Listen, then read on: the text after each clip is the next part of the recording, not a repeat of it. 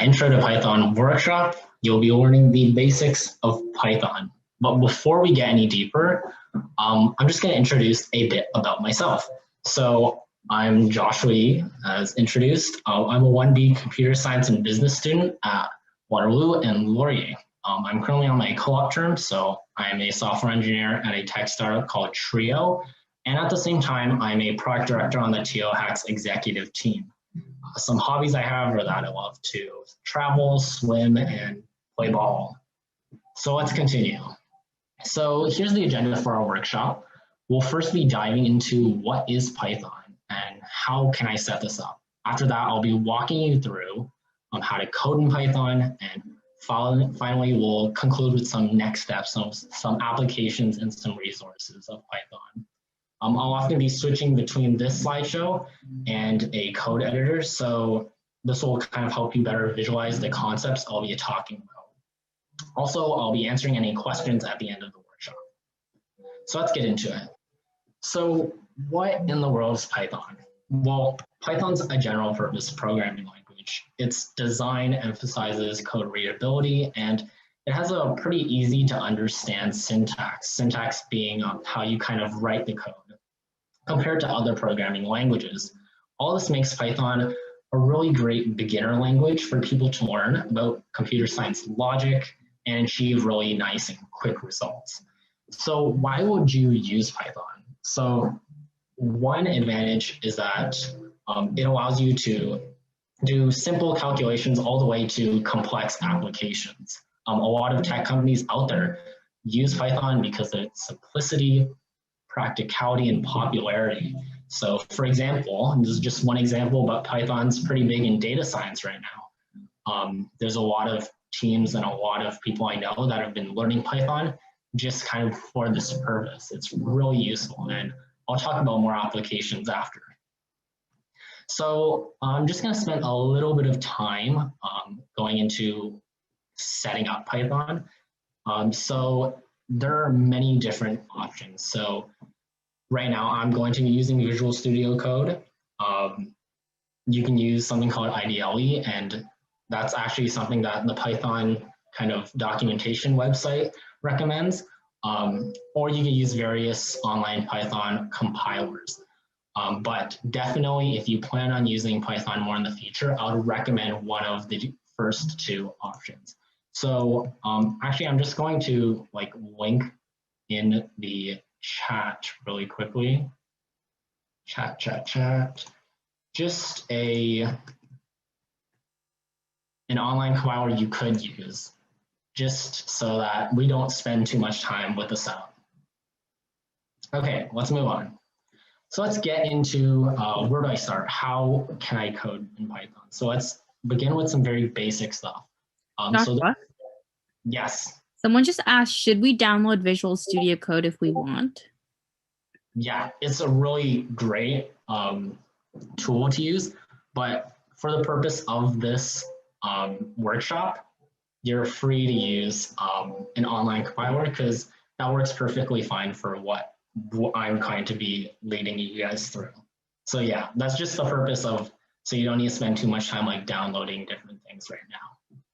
Yeah, good question. So let's get in. 4 basic data types that you guys will need to know. So just keep these in mind because we'll be using them a lot in Python. So first would be a Boolean, so it's true or false. Those are the only 2 values. We have integers, which are whole numbers, floats, which are numbers with decimals, and strings, which are sequences of characters, symbols, or numbers. They are always kind of encased in these quotation marks, so they're pretty easy to identify. Next up is how can I do math in Python? So we have different operational signs. So plus, minus, divide, those are pretty self-explanatory. But in Python, you're going to actually be using the star for multiplication. And in Python, you can actually do exponents using the double star as well. If you would like to check for equivalence or do inequalities, you can use the double equal for equivalence, less than or equal to, that's pretty self-explanatory. And if you want to do less than or equal to or greater than or equal to, just add an equal after that. So when you perform any operations with kind of those last 2 points, you'll actually be getting a Boolean since it's checking if this statement that you wrote is true or false. So if 5 equals 5, you're going to get a true value. So here's some other really quick things to note before we get into our first kind of like coding round. So pretty much Python is case sensitive and it's pretty strict about indentation. That's just something to keep in mind. So whenever you're kind of like copying the code that I'm doing, just make sure to follow what I do like pretty to the T if you want to like guarantee that you won't have a mistake. That's not even that much of a guarantee since of course I might make mistakes as well. But yeah, I would just say really keep that in mind. Also, commenting is a very important practice in the computer science field. So that's the syntax for commenting. So you're going to use that hash whenever you want to comment. It's really good to comment a lot and comment descriptively. So anyone who looks at your code can easily understand it. And having comment in your code does not change anything about how it runs. So I'd encourage you to do that a lot. And then next up is printing. So this is a little bit of a tricky topic if you don't have any experience with print. So pretty much if you want to print anything, if it's strings, you're going to have those quotation marks, and then everything is going to be encased in these parentheses with the word print in front of it. If you want to print out maybe like a number, you can put a comma and then your number there. You can also do a lot of different other things with print, but you might get into some more of that later. And you can even explore more by looking at online resources. And then our last thing on this slide is just something that you should keep in the back of your mind is that counting in computer science and in Python, it starts at 0. So we will get into a bit more applications about counting up or down in Python.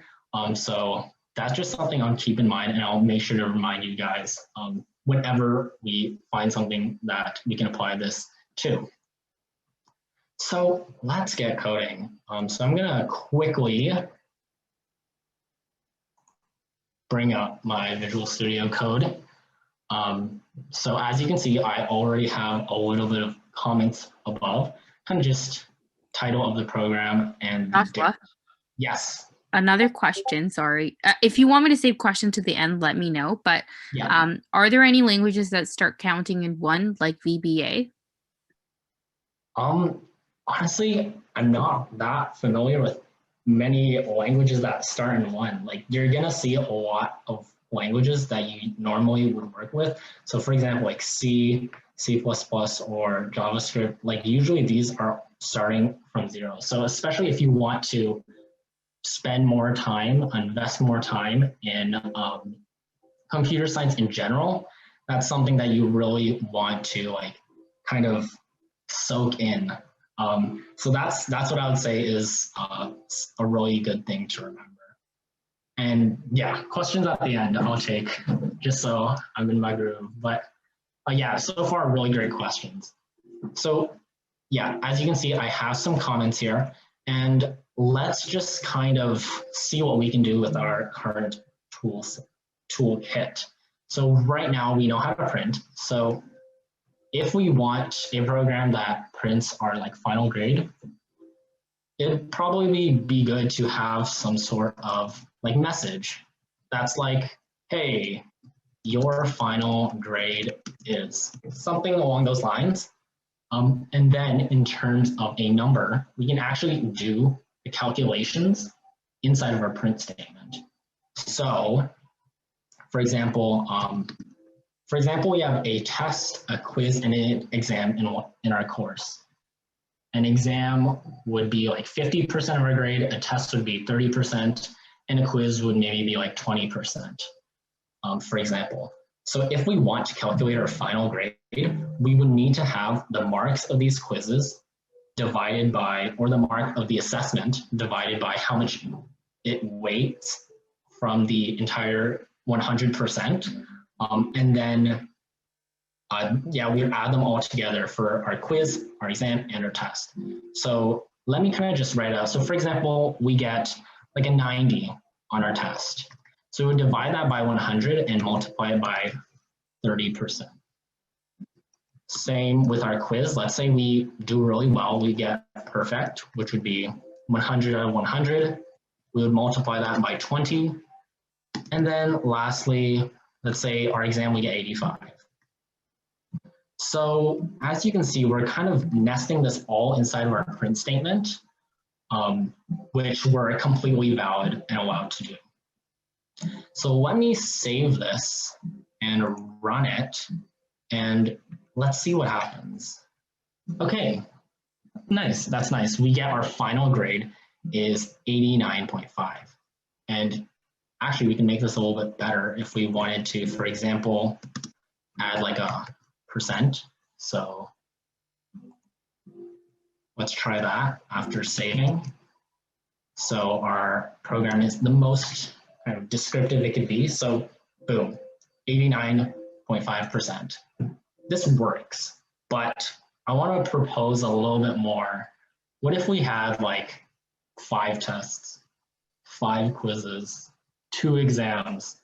Then we're kind of in a pickle here, because as we increase the amount of marks that we have, our print statement's going to get really crowded really fast, and we really want to stay away from this. We want our code to be very elegant.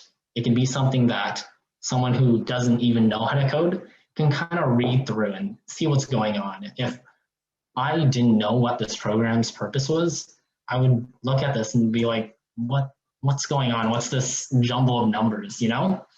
So let's try and think of a way to fix this. And also, I have another proposition. What if we wanted to see if the mark we got is above a certain threshold? Let's say we have a passing grade of 60. How would I know if the grade that I have is over 60 or if it's under 60? We would need a little bit more skills, a little bit more tools to kind of address those. So I'm going to go back to the slideshow, and perhaps we can explore a bit more about how we can kind of address those problems. So I am back on the slideshow, and I'm going to introduce you to something called variables. So variables are extremely important in Python. If you're already familiar with another language, you'll be pretty familiar with variables. They do pretty much the exact same thing. So as you can see, they're reserved locations of memory where you can store values. So far we know bool and float string. You can store those things inside variables. And you can see the syntax in Python is very, very clean. It's your variable name equals whatever you want to put in it. It's a good practice to name your variables descriptively. So as you can see in the example at the bottom, instead of x equals whatever, we can make our variable name very descriptive, like country or like home country, you know? So that's a really great practice. Okay, and then this is another topic called conditional statements. So conditional statements will allow us to execute certain chunks of code in a certain case and other chunks of code in other cases. So maybe this is kind of forming together in your mind. This is something that could potentially help us with that failing passing dilemma that we have. So first, let's kind of just go into how conditional statements work. So as we can see, we have if, we have this thing called elif, and then we have else. So what's important to note is that an if statement or a conditional statement, you're going to have that first word, an if, an elif, or an else. You may have some sort of condition. In this case, it's x greater than 0 or x less than 0. And then we have that colon. And then under that if statement, we're going to have an indented chunk of code, which will run if that condition above is true. And one thing to note is that Python only executes the first case that is true. even if many conditions are valid, only the first case will run. And you might have already guessed this, but else is kind of like a catch-all. If none of the ifs or elifs pass, you'll automatically go to else. It's not a requirement that you have else, but it is a good practice. Okay, well, let's go back and let's add some variables. Let's add some conditional statements. Let's kind of spice up our code. Let's kind of juice it up. Okay, so right now we have our original chunk of code. Let's just kind of go in by using that first skill, variables. So let's clean up our code a bit.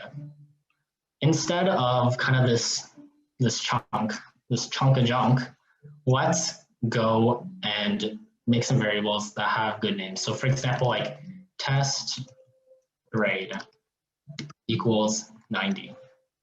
Just like that, we have made our first variable.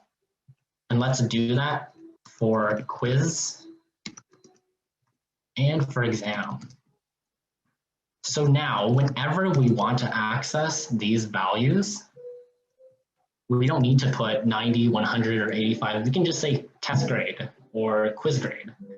That is really, really helpful. And it's really easy to understand now. Now we don't have an arbitrary number called 90 that does who know what.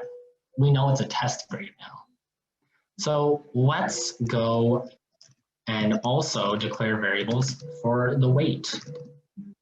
So test weight, quiz weight, and exam weight, which is 50. This is also a lot nicer. And then one last thing, let's go and put our final grade in a variable. So instead of putting these variable names into our print statement, we can actually kind of just bring this over and then put this in our final grade. And then we can replace our numbers with the name of the variable. So I'm going to do this for each of our quiz grades, each of our quiz weights, all the way up to exam. So pretty much our final grade variable will be calculating our final grade through this kind of calculation, interacting with our other variables. So now instead of our big equation inside of our print statement, we can just put final grade. So I kind of touched on this before. Not only can we put numbers in our print statement, we can put variables. And so let's run that really quickly and kind of just see if everything is going fine so far. And yeah, we get the exact same thing. And that's actually because I did not save. But let's run that again, and we still get the exact same thing, which it's what we want. So now let's kind of address our other problem. How are we going to determine if someone passed or not? I touched on this before, but we can use if, elif, and else statements. So let's say after this, and okay, after this, we can do like if our final grade is greater than or equal to, let's make another variable called passing grade and initialize that to like 60. So if our final grade is greater than our passing grade, we are going to set a variable, maybe called passed, equal to true. And then maybe before we enter this if loop, we can have our variable and we can make it false. So only if our final grade is greater than the passing grade, greater than or equal to, then we're going to change it to passed equals true. And then based on that, we can kind of spice up our print statements. So we can check if past. So in this case would be if true, if past equals true. We are going to maybe print like, hooray, you passed. And then else, so that means in this case past would equal false. We're going to print, sorry, you did not pass. Better luck next time. So yeah, now we've added some if statements, and that kind of just makes our code more dynamic. So I'm going to save this and run this again, and we will see if we get anything. Okay, it says, hooray, we've passed. And unfortunately, yeah, actually, yeah, this is good. Hooray, we passed. Our final grade is 89.5. That's what we want. And let's just test this out if our final grade is less than our passing grade. So let's just say instead of final grade here, we'll make it like, we'll just say, we'll comment this out, or we'll remove this for now and kind of run it. See what we get. And then we see that passed, since it's initialized to false, it's not going to print, hooray, we passed. It's going to go to the else statement and print, sorry, we did not pass, better luck next time. So yeah, let's bring that back. And so this is, this is a bit better. We have a lot more dynamic code. Our code just looks a lot easier to read now. But there's still a few things I do feel like we can improve. There's kind of like this eyesore on this page. And if you're kind of looking around, it would probably be this fat calculation.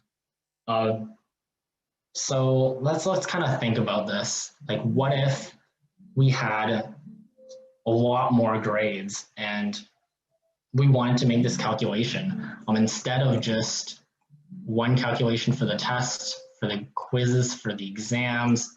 What if we had a lot more of those grades? This final grade calculation is going to get really messy really, really fast. So just assigning a bunch of variables here, it's not really going to cut it. So I'm going to go back to our slideshow, and hopefully we can find a better way to kind of address this issue. So back onto the slideshow, let's go into our next topic, which is lists. It's another data type. So the problem I just talked about can actually easily be solved with lists. Now there's no need to have 20 or 30 variables for marks.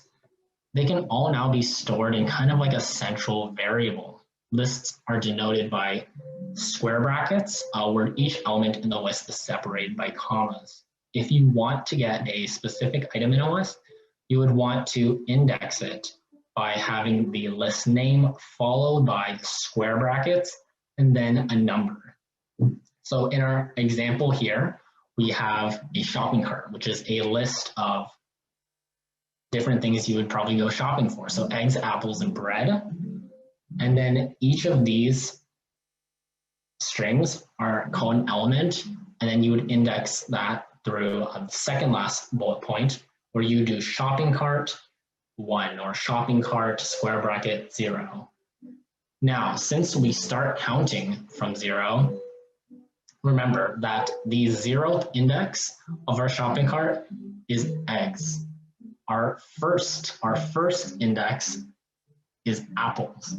So this is kind of like an application of counting at 0. So make sure whenever you're talking about a list, when you're saying the first element of the list, that you should probably clarify if you're talking about the 0th indexed element of the list or the first element, which would be the second element of the list. So yeah, it can get a little bit confusing, but that's kind of just how the cookie crumbles in terms of how Python and a lot of different other languages are kind of made. The last point is a pretty important one. If you want to find the length of a list, you can use the len function. So len bracket your list. So this is kind of a really brief intro into lists. So let's go back. Let's improve our code. Let's add some lists. Okay, so back here, now instead of just these numbers, just one grade per kind of assessment type, let's make it a list of grades. So for example, 90, 75. So now we have two tests.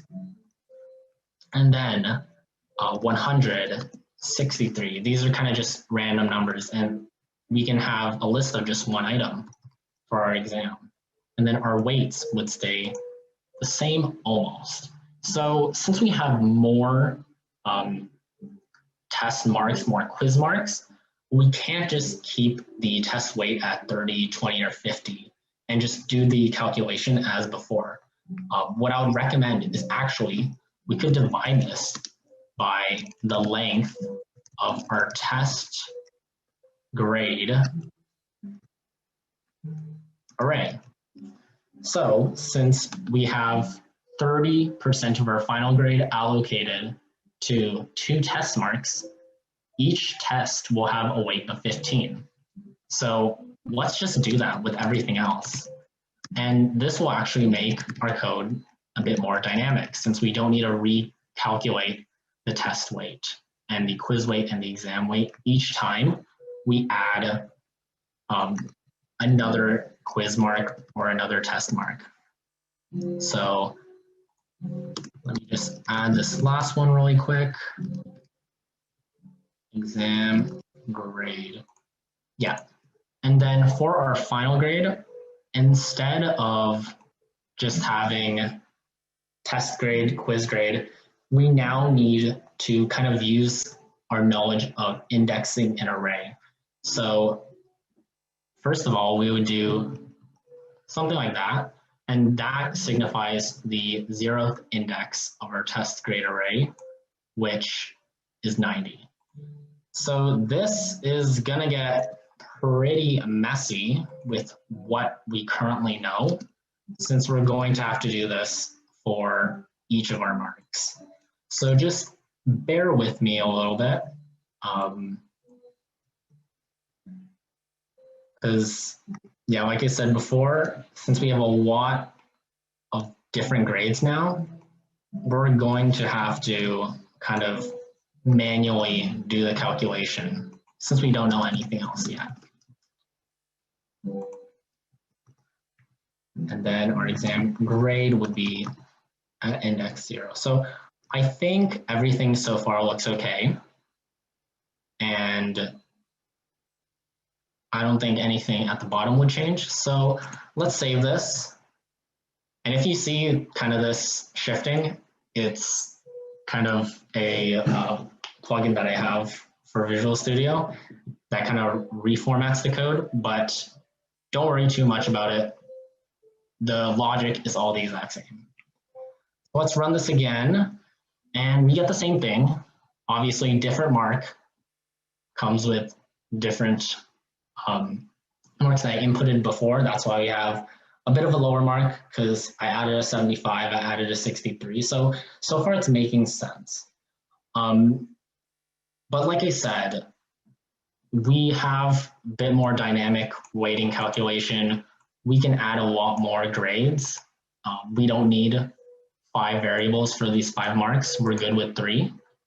And our program still works perfectly fine. But there's still this big eyesore. We still haven't really resolved this problem. And so I'm going to look back, and we're going to go through one last topic to kind of fix this last kind of problem within our code. And by the end, this will look a lot cleaner, a lot nicer, and a lot more easy to understand. So let's go back to our slideshow, and I'm going to introduce something called loops. So there are 2 types of loops, and each of these 2 loops, they actually do very similar things, They're used to perform calculations over many times. So the first would be a for loop. They're designed to repeat for a set amount of time, and while loop continue to repeat until a condition is met or until you stop this loop. And loops can allow you to kind of do these monotonous calculations many times. So let's dig a bit deeper into each of these different types of loops. So while loop, like I said before, it happens until a condition is met that would stop it. So if you look at kind of my example here, we initialize a variable, x equals 10. Our x variable, while it's greater than 0, we're going to print it. And then that kind of third line of the while loop, where it says x minus equal 1, it's kind of a shortcut in Python or in a lot of computer science languages, where the equivalent to that would be x equals x minus 1. So pretty much x is decrementing. And kind of if you think about the logic here, what's going to be printed is 10, 9, 8, all the way looping until 1, until once you print 1, x is going to decrement to 0, and then once the while loop checks that x greater than 0 condition, well, we know that 0 is not greater than 0, and so our while loop would break. Now, in my last point, this is also something that's pretty important. If you have a bit more of a complex while loop, something you could do is put the break command. This also works for loops, but it's more commonly used in while loops. And break, which is just the word break, you just type that in, it just breaks the loop wherever it is. So you won't execute anything after. Moving on to the for loop. For loop can repeat calculations for a set amount of time. So there are two main types of for loops that you'll encounter in Python. So I kind of wrote some examples on them. So for example, we have an array of numbers called numbers, 5, 6, 7. And in our first kind of for loop, it's for number in numbers. So pretty much what this means is that for each kind of element in numbers, we're going to perform a chunk of code. And so basically for this first for loop, it's going to print 5, 6, 7. So that kind of number variable stands for whatever element you're in, whatever element in that array you're kind of on. So 5, and then number is going to equal to 6, print 6, number is going to equal to 7, print 7. And so we're going to go on to the next one for I in range. And so this is another for loop. It's very, very similar to the first one, but pretty much you can kind of think of numbered I as kind of similar, but instead of I being 5, 6, 7, it's going to be 0, 1, 2. And this is why, because in our range, there's a function called range where we put in a number. So in this case, we know that our array numbers has a length, len, has a length of 3. There are 3 things in it. And so the chunk of code is going to be executed for however many times that number is. So print I is going to be run 3 times. And each time I will be starting from 0, and then it will increment all the way up to, but not including whatever len numbers is, whatever's inside of that range brackets. So this is going to print 0, 1, 2. And the last point is just another kind of reminder that for loops, for I in range, it's going to start at 0, it's going to start counting at 0, and it's going to go up to and not including that number. So notice how 0, 1, 2, it's not going to include that 3. Okay, so I'm going to quickly go back to our code editor, and we're going to make one last change. So now, instead of this messy, messy final grade, let's just go something called T plus Q plus E. Now, this actually doesn't mean anything, but it doesn't mean anything yet because we're actually going to initialize variables T Q, and E. And so we're going to create a loop. So let's say for test in test grade, so we're going to execute whatever is in this loop when test is equal to 90, when test is equal to 75. And so our T is going to include kind of all the different kind of values of your tests and kind of add them up. That wasn't the best explained, but you'll quickly see how this works if you still have not understand. So we have this loop, and then we are going to do another loop for quizzes. So let's do it for I in range, quiz grade. And then we're going to do the same thing, but instead of test, we can't just do that since there's no variable called test. We can do quiz grade and the index I. So just like how a for loop starts counting from 0, our indexing of an array will also start at 0, so that actually works really well, and it works in our favor. And then we're going to divide that by 100 and multiply by our quiz rate. Fantastic. So pretty much what this is doing is that it's taking each grade and test, seeing how much of that grade should be counted out of the 15% it is. And then we're going to add that up between 90% of 15 and then 75% of 15. Add them up. That's how much we earned from just tests.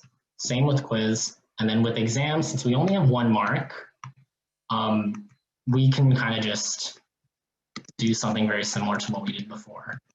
Exam marks, 0 over 100 times our exam weight. And since we kind of have this capability, these for loops, let's just add some more numbers.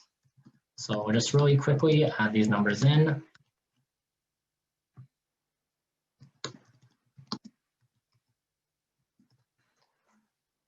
Okay, and so our final grade will be adding all these up, and our for loop helps us calculate how many marks we should be having for each assessment type. This is looking pretty good. So let's save this and let's run. See how it goes. Okay, we have an issue. So exam marks is not defined. That is true. So that is a mistake on my part. It's going to be exam grade. So fingers crossed it works this time. And yeah, we get something is that we really expect. It's going to be hooray, you passed. Your final grade is 85.4%. And so now we can see we've kind of accomplished this final grade calculation from one line that spans all the way past my screen into kind of bite-sized chunks of code we can really digest.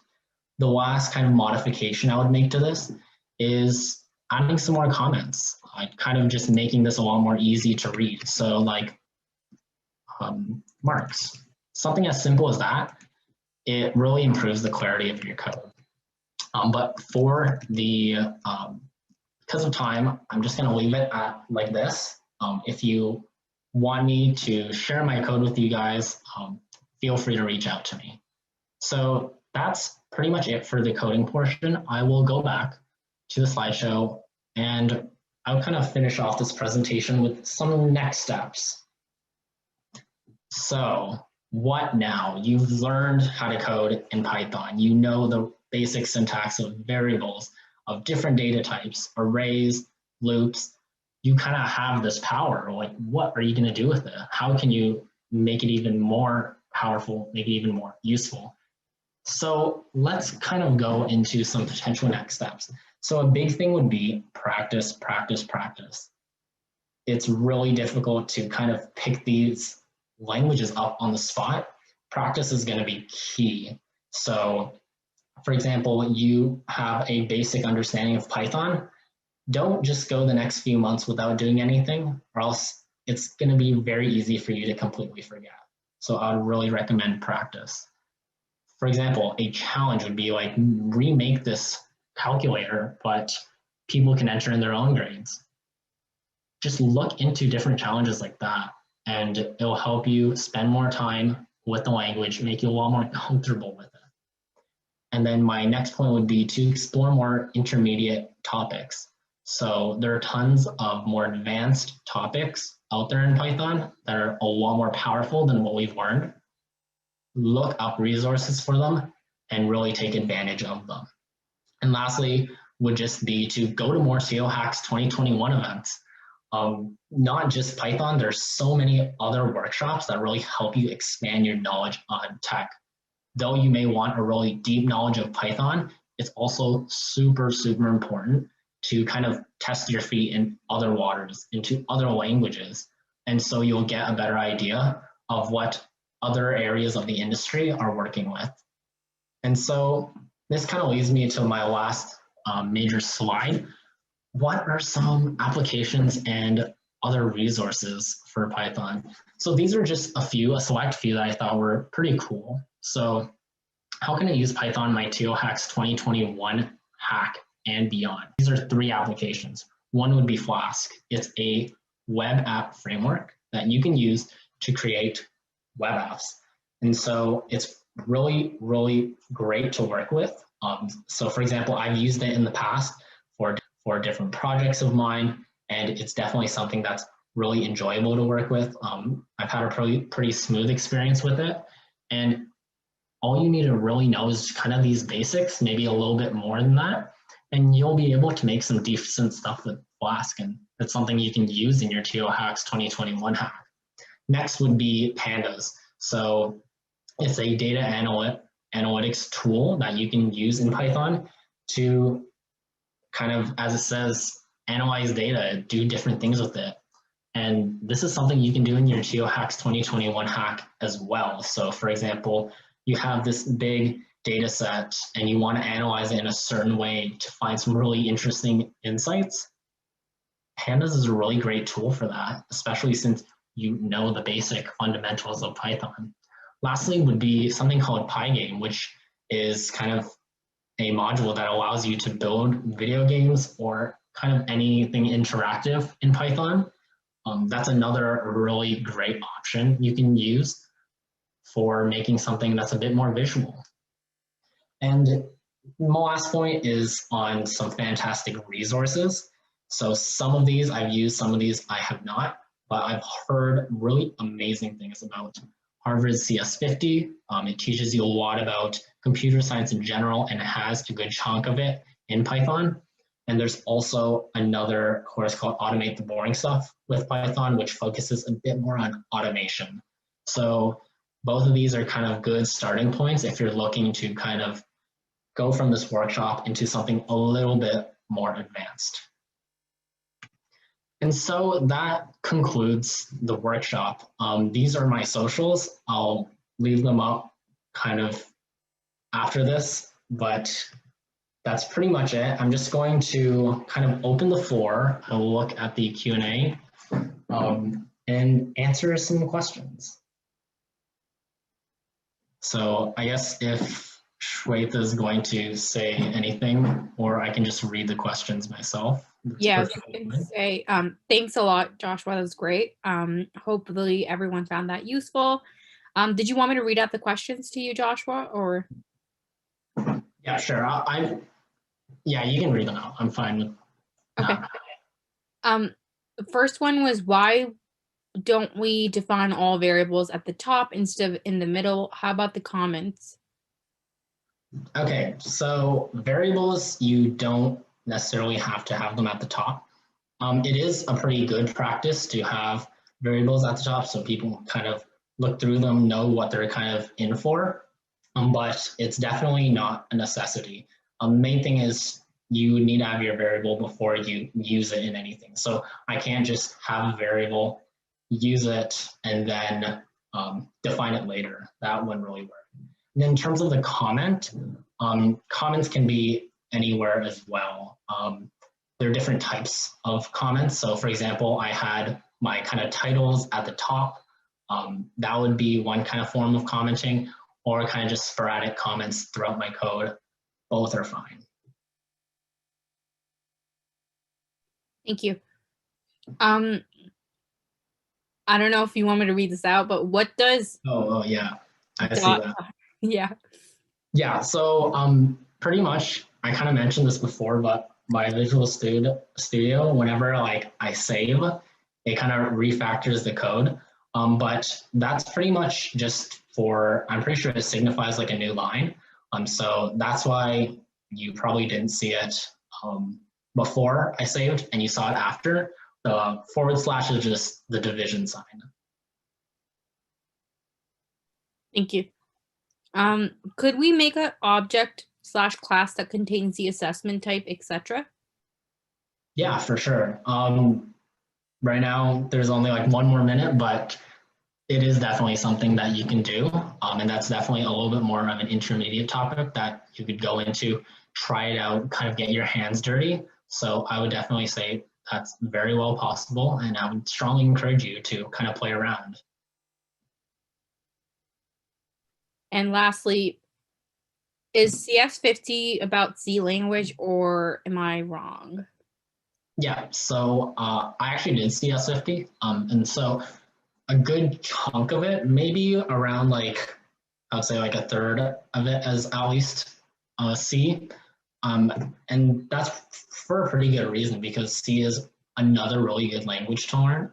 But you'll find within kind of like the latter half of the course, the last few weeks, you're going to be working with Python, especially if you choose the web track.